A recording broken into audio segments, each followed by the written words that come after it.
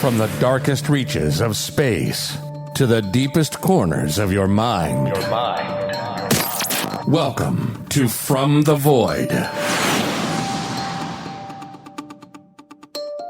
According to the Merriam-Webster dictionary, the word faith can mean allegiance to duty or a person, belief and trust in and loyalty to God, firm belief in something for which there is no proof, something that is believed, especially with strong conviction.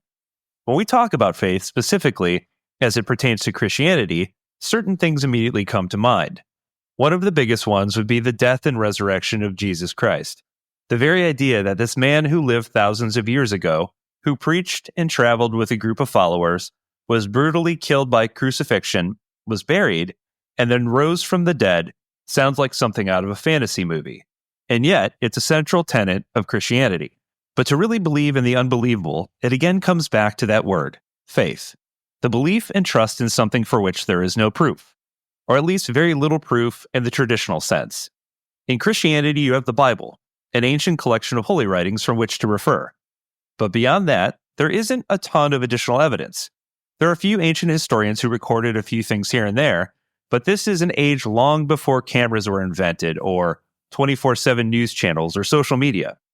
So when potential physical evidence is uncovered, it's a huge deal, and also very heavily scrutinized. And that's what we're here to talk about today, the discovery of the Shroud of Turin. Is the Shroud of Turin the actual burial shroud that Jesus was wrapped in after they took him down off of the cross, or is it an elaborate hoax? Both believers and skeptics have their arguments, but can science ultimately settle the debate? This week I welcome my guest, Nora Creech.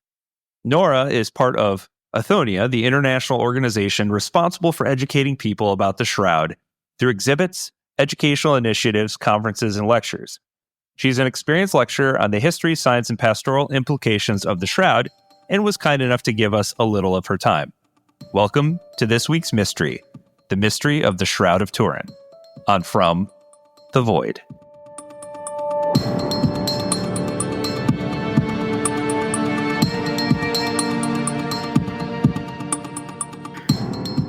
Okay, welcome to the podcast. Very excited to have my guest on this week, Nora Creech. Thank you so much for spending some time with me today. Thank you, John. I'm excited to be here.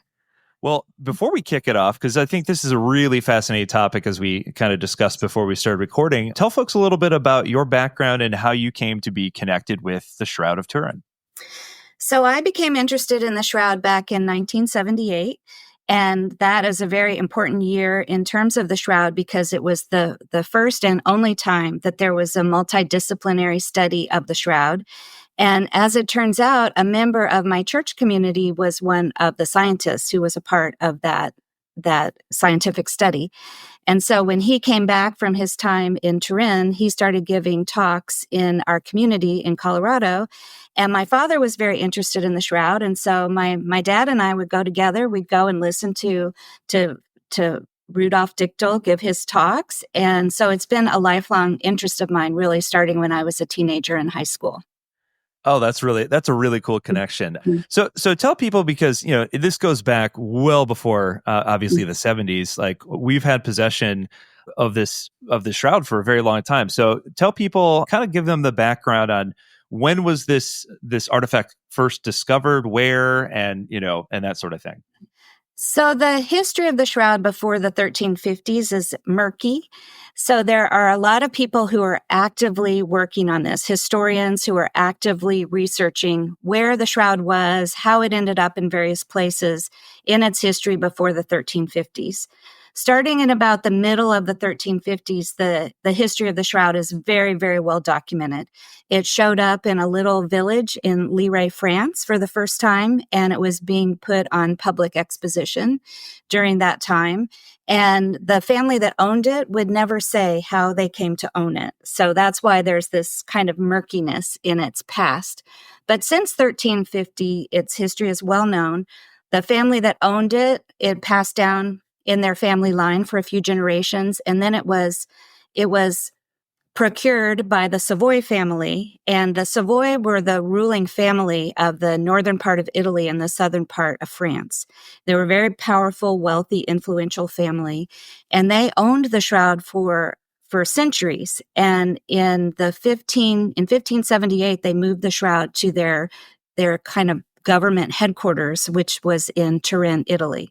And it's an interesting thing. They built their palace, and then they built the cathedral, and in the middle, they built a chapel to house the shroud. And so the shroud was moved there in 1578, and it has been in Turin, Italy, all of that time, except for it did leave during World War II for safekeeping. So the Savoy family owned the shroud all the way up until 1983. And that is the time when the deposed king, King Umberto II, he was the last king of Italy. He was deposed during World War II. And upon his death, he gifted the shroud to the person of the Pope. And so the Pope at that time was Pope John Paul II. And so then now it's passed down. So technically the owner of the Pope today, or the owner of the shroud today, is Pope Francis. And it's housed in the Cathedral of St. John the Baptist in Turin, Italy to this day.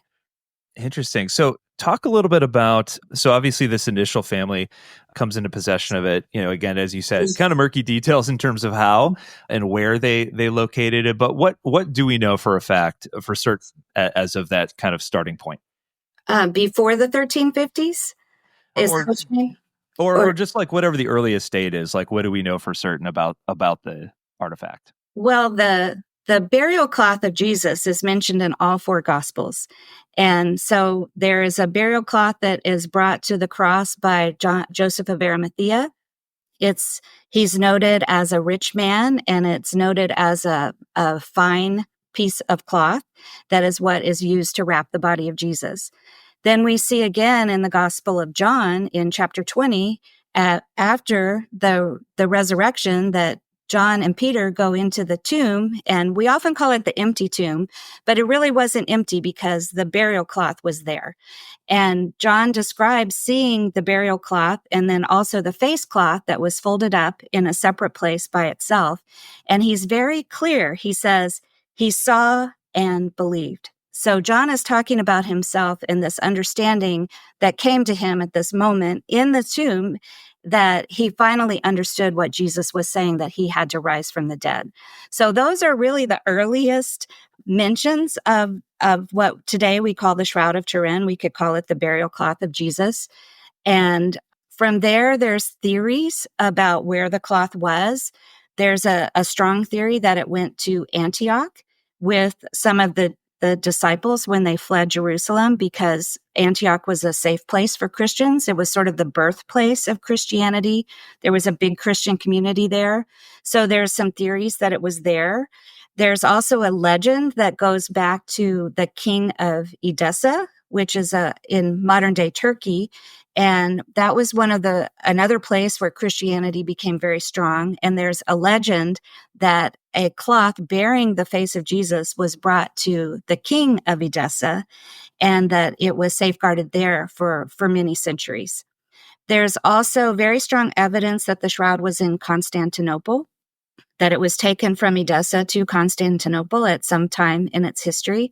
And of course, at that time, Constantinople was the center of the Christian world, and it was filled with wonderful, great, beautiful, valuable things. And then, of course, there was the Fourth Crusade and the sack of Constantinople and this terrible tragedy in the family of Christendom.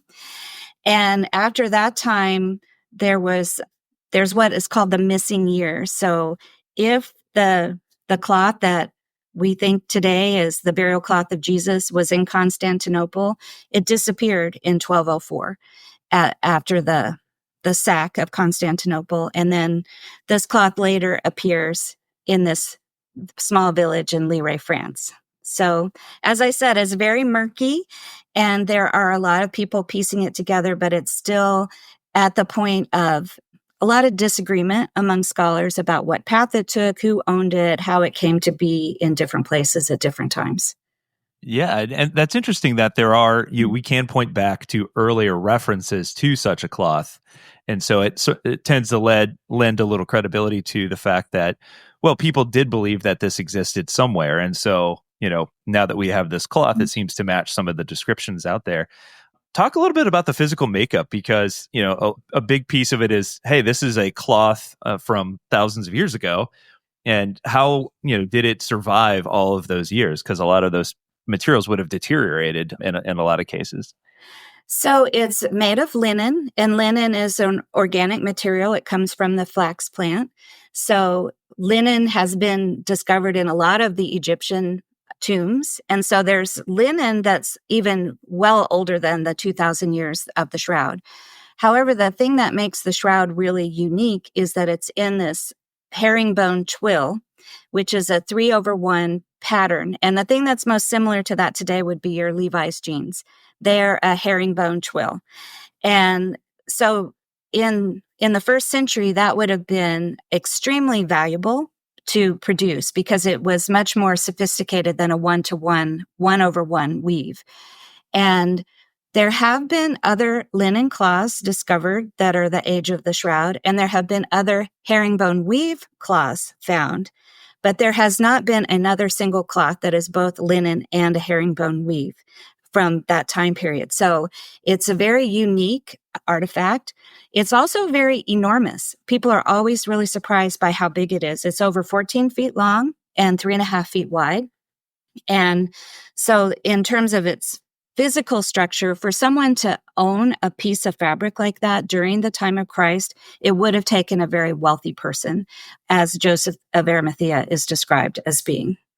Yeah, that's really interesting. And of course, like, I think the piece that we haven't talked about yet that's the most interesting about this cloth is that it has this very unique image sort of burned into it. So talk about that, because obviously that is the big piece of this mystery here. Yes. So the Shroud of Jesus, or the Shroud of Turin, again, it's this enormous piece of cloth. And when you look at it, the things that will catch your eye there are burn marks on it, because throughout its history, it's endured some fires. It's also endured some water that perhaps was used to put out the fire, or maybe just was a part of the environment it was in. So there's burn marks, there's water stains, and then there's a lot of blood on the shroud. And so we can talk more about the blood, but that will also catch your eye. It still has retained its bright red color. And then if you look closely, you will see that there's a very faint image of a man. And the thing that is so fascinating is it's the head-to-head image. So going to one side is the frontal image of the man, and then going to the opposite side is the back image of the man. So you have to picture that the cloth was laid out flat. The man in death was put at one end of the cloth, and then it was wrapped over his head so that the image is a head-to-head image on the inside of the cloth. And the particulars of the man are what is so interesting and fascinating, because he was capped with thorns. He was scourged, tortured with a Roman flagrum. He was nailed through his wrists and through his feet. And he also has a spear wound to his side. And the size and shape of that wound exactly matches the Roman lancia, which was used by the Roman soldiers during the first century. So there's this very, very faint image. It's only about 15% darker than the background of the linen. So it's difficult to see. It's been described as a watery image, but it's a light sepia color and very indistinct when you view it with the naked eye. Yeah, it's interesting because obviously someone noticed it enough to the point where they've clearly been able to enhance it with photography, so you can see it a little more, little additional contrast there. Well, let me explain that, because it's actually not enhanced with photography. What happened was, I told you the Savoy family owned the shroud, and in 1898, the city of Turin was participating in a big arts event across all of Italy. And so they wanted to have the shroud be put on display as a part of this arts event. And so they had an amateur photographer come and photograph the shroud. It had never been photographed before. Photography was brand new thing. And so they hired this man named Secundapia, and he came and set up his photography equipment. And of course, back then it was a huge box with a small aperture. And so he made his exposure onto his glass plate, which was treated with a a material to make it receptive to the image. But then he had to take this glass plate, take it home, and put it into his developing solution in his darkroom. And so when he did that, and the idea is this developing solution creates a photographic negative. And then from the negative, you put the photo paper on it and you get your positive image. So Secundapia put his photographic plate into this developing solution. And as he lifted the plate out, he saw the face on the shroud in amazing clarity. And he said in his notes, in his diary, that he nearly dropped the glass plate because it was so shocking to him what he saw. Because a normal photographic negative, the lights and the darks are reversed. And so it's very difficult to see. But in the case of the shroud, it appeared that what you see with the naked eye is acting like a photographic negative. So when he produced a photographic negative, a negative plus a negative equaled a positive image. So it wasn't an enhancement. It was just a natural part of the photography process that when he viewed that photographic negative for the first time, he saw with amazing clarity the image of the face of the man on the shroud. And so that was in 1898. And as you said, this is the great mystery. So first of all, how did this very murky image get on this organic piece of linen cloth from 2,000 years ago? And then how does it act like a photographic negative? And so this was in 1898, and it began the modern era of scientific study on the shroud. And from there, many more mysteries about the shroud were discovered, which we can discuss. Yeah, and there's been some things in the news even as recent as I think within the last year. So yeah, talk about that a little bit, because before we get into the modern era, there was even some disagreement in terms of the authenticity of it, going back to, and this is one of my favorite parts of Catholic history, by the way, like the split, the division in the two popes era. So you've got the 1300s, 1389, the Bishop of Troyes, in a message to anti-Pope Clement the Seventh, I believe it was, is arguing that it's an artistic rendering. But then you've got Pope Julius II, who reverses that position in the 1500s. So even within the Catholic Church, there's been some debate over the authenticity. But, again, this kind of leads into what we're getting to, the modern times. Like, they didn't really have the technology to perform any kind of real tests either way. So it's kind of like you just kind of rolled with one opinion or the other, and then just kind of went based off of whatever historical evidence you could point to. And so talk about, I believe it is, and obviously you can correct me on this, but the 1970s, I think, if I remember correctly, sort of was the first time where they really started to put it to the test. Yeah, so that's exactly right. So they were in the Air Force, and they were a group of friends who worked together, and they were very interested in the shroud, and they wanted to investigate its physical and chemical properties from a scientific perspective.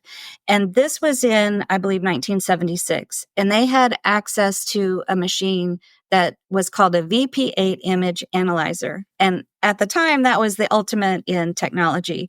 Today, it looks like your grandpa's old stereo equipment.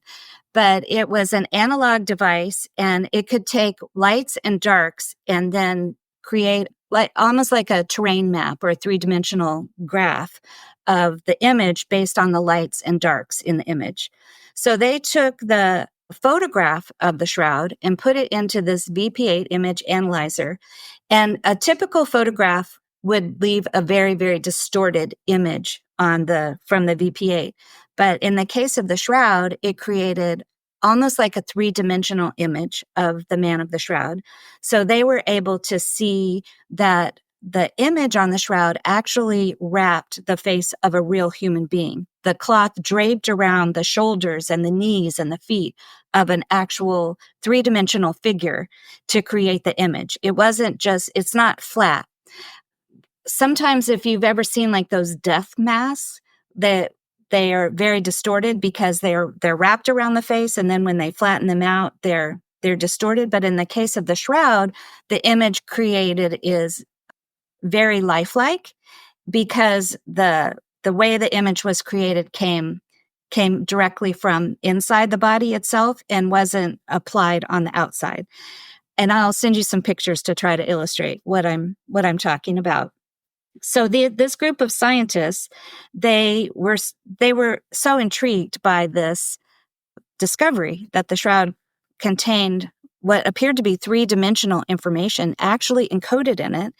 And remember, it's just so remarkable that this is on a piece of fabric, and the image itself is so superficial. It doesn't penetrate into the fabric of the shroud. So all of this three-dimensional type of information was available on this piece of fabric. And so they were so fascinated by this that they formed the Shroud of Turin research project team. And it was a group of scientists. They were mostly Americans, but it was an international group. And I believe there were about 24 or 25 of them who actually traveled to Turin. And it was after an exposition of the shroud in 1978. And following the exposition, the shroud was brought directly to this team, and they had set up their own laboratory to examine the shroud. And they were given 5 days and nights, 120 hours, and they could perform any test on the shroud as long as it didn't hurt the shroud in any way. It could not be destructive. And so what they ended up doing was a lot of photography, a lot of X-ray photography, micro photography, photography under different kinds of lighting. And then they also took some, we call it sticky tape samples. So they just literally put tape onto the surface of the fabric and lifted it off to see what they could see under the microscope. So that was in 1978. And that really, as I said earlier, that was the only multidisciplinary study, in-depth scientific study of the shroud that has ever occurred. Wow, that's really interesting. That I'm almost sort of surprised by that, considering the intrigue of it. But so talk about what were their initial findings as of the 70s, and we can kind of talk, as we get further into history here. But what did they initially find? What were some of the, because obviously, as you mentioned, there's a lot of different unique qualities to this. There's sort of that photographic imagery, and then there's also the purported blood stains in the areas where, we see within the text of Scripture that it sort of matches the accounts, portrayed in the Bible. So talk about some of what are the things that they noticed, So this was a scientific quest, and they had two goals. The one is they wanted to understand what we call the blood stains. They wanted to understand, was that blood? What are the components of those stains? And then the second thing was they wanted to understand the image. What made the image? What is the image formed out of? Just understand the properties of the image. And one of the more famous members of that team was a man named Barry Schwartz, and he was the documenting photographer for the STURP team, and also a man from the Jewish faith. And he had so many great stories about his time with STURP. But he said he thought, hey, this sounds like a free trip to Italy, because he figured they would go in, they would look at the shroud, and in 15 minutes they would say, oh, this is a painting or a rubbing or photo, some sort of something that he could explain. And he said the more they looked at it, the more they studied, the more they realized this was an image that is unlike any other image that exists. And so after their 5 days of study, the team brought all of their results home, and then they continued to study, and then they brought in additional scientists for the STURP team. And they looked at things under the microscope, and they put all of their best scientific heads together to come up with some kind of a conclusion. And their ultimate conclusion was that there's no brush strokes, there's no defined edges to this image, there's no dyes, no paints, no stains, no evidence of there being a rubbing. And so they said, all we can say at this point is that the way the image was formed remains a mystery. And they said it's up to another team of scientists in the future to understand how this image was made. So what they discovered about the image is that it's only 2 microns thick, which I can't even visualize 2 microns. But if you take a human hair and cut it in half and throw away half, and then cut the half remaining in half again and throw that away, that is about the depth of 2 microns. So it's so superficial. The image does not penetrate into the fabric of the shroud. It doesn't even penetrate the cell wall of the flax that makes up the linen fibers. So it's completely superficial, and it doesn't penetrate through the fabric in any way. It's only lying on the very surface of the fabric itself. So they discovered that, and they discovered that it is a chemical change in the fibers in the area where the image exists. So it's actually like almost a premature aging of the fibers in that area. And that's what they were able to discover. It's not something that was applied to the linen. It was actually a chemical change in the fibers themselves.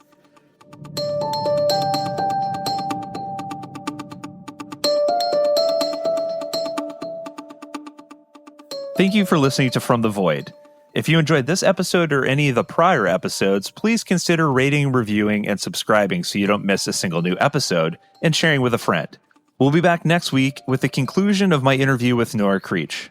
And until then, you've been listening to From the Void.